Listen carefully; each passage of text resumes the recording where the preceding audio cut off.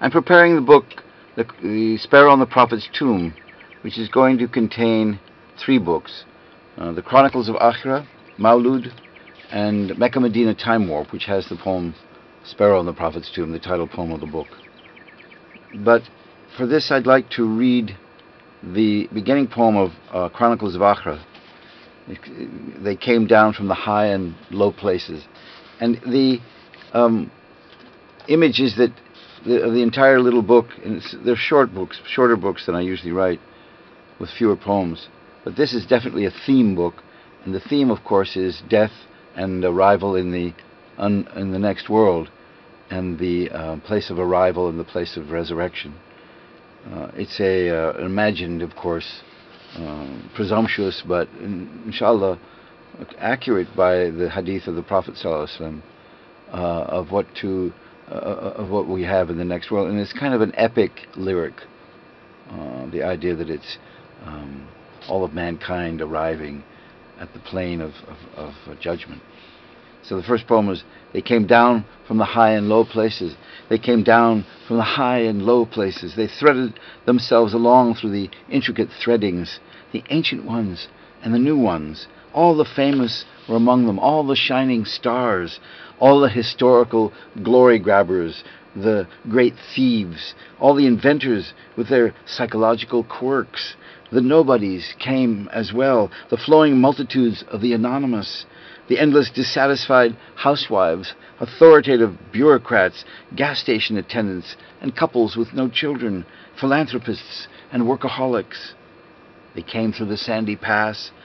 Faces were indistinguishable, differences unnoticed.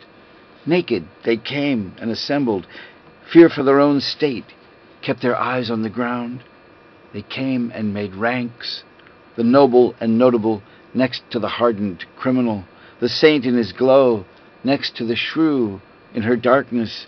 All the Chinese came, all the Australian Aborigines. Some who had never been clothed came, some who had never been out of them.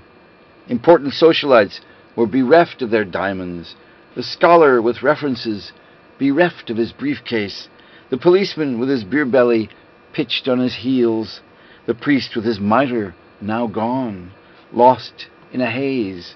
Well-known faces recognized in the earthly crowd were lost in the mass now, shaded by the one standing next to it. No Rolls Royce stood ready for the king. His feet made dust prints with the rest. No helicopter hovered to take the millionaire away. He felt the weight of his reconstituted body now, with the rest.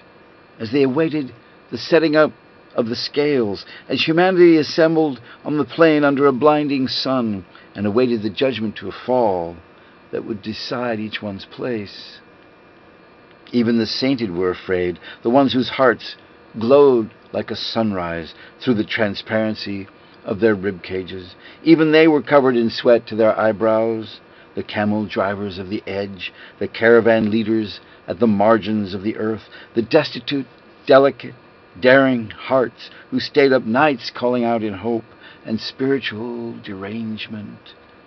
They took their places in this place of no place and awaited the click that would tell all, the sinking or rising of the pan, with the light or heavy scales registering the forever of their moments lengthened out now along a line, visible from the beginning to the end of each life, like a straight narrative or a string with knots in it. No flaws in the universe, and the universal memory has no lapses.